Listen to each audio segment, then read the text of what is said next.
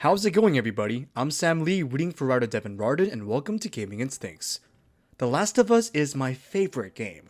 I previously played the PS3 version 5 times, platinumed it, and then played the PS4 remastered version a couple of times. Now, I have the chance to play it once more.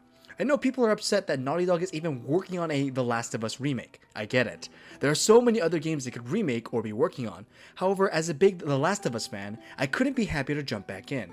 It's the Skyrim dilemma. I'll play with each release simply to see it run on the best hardware. The Last of Us Remake is coming out on September 2nd, and we got a small trailer showcasing the new visuals. Eyeing the trailer and my love for The Last of Us, here are the top 5 reasons to be excited about the remake. Number 5. Preparation for the show. PlayStation has dived into the film industry, and even though I wasn't a fan of the Uncharted movie, I still have my hopes up for The Last of Us TV show on HBO.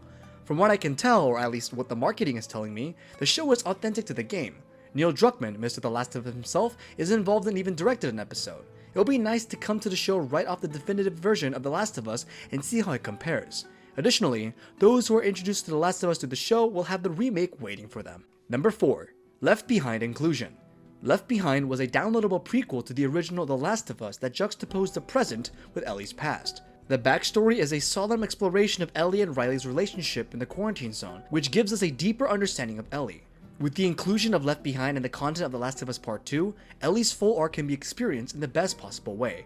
I hope Naughty Dog incorporates Left Behind into the flow of the story instead of keeping it a separate piece of content. It fits perfectly into a section of the game and ultimately makes the original a little better. My usual strategy is to play up to the point where Left Behind takes place in the main game, exit the game, load Left Behind, and play through it before finishing the main game. Instead of doing that, it would be nice if Naughty Dog just implanted Left Behind into the main story. Either way, its inclusion is still a plus in my book. Number 3.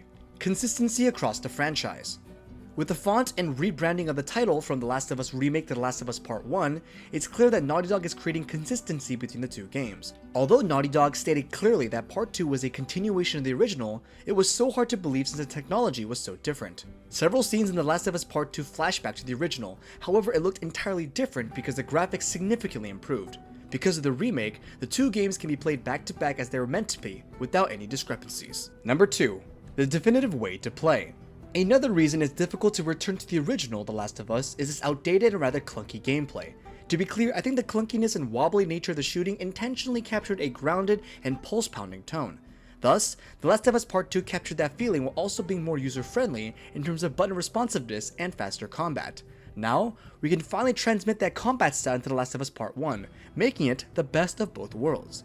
The best gameplay, The Last of Us Part 2, and the best story, The Last of Us, will join to make the definitive The Last of Us experience.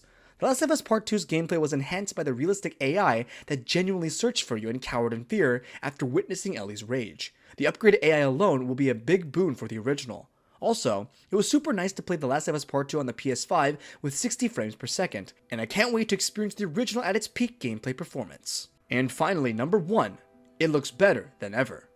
The final point is the most obvious, but it needed to be said. The original PS3 version looked good for its time, but now, with The Last of Us Part 2 released at the end of the PS4's life cycle, it's a little hard to go back to. The original version and even the PS4 version looked muddy and lacked the detailed textures we've come to expect from games. Take a look at how Joel from the remastered version and see how much better he looks in the remake. From the trailer, we see puddles of water with fully retraced reflections as the camera slowly pans above the apocalyptic Pittsburgh streets. The resolution is crisp and clear, and most notably, the facial expressions are realistic. Neil Druckmann, when he presented the game, said the remake could capture every aspect of the mocapped actors. There's nothing more exciting than seeing your favorite game in an all-new way. To top it all off, I can confidently say the remake will be the best looking game of the entire series. And this has been Gaming Instincts. To see more videos and content like this in the future, make sure to subscribe. Thanks for watching, this has been Sam Lee, and until next time.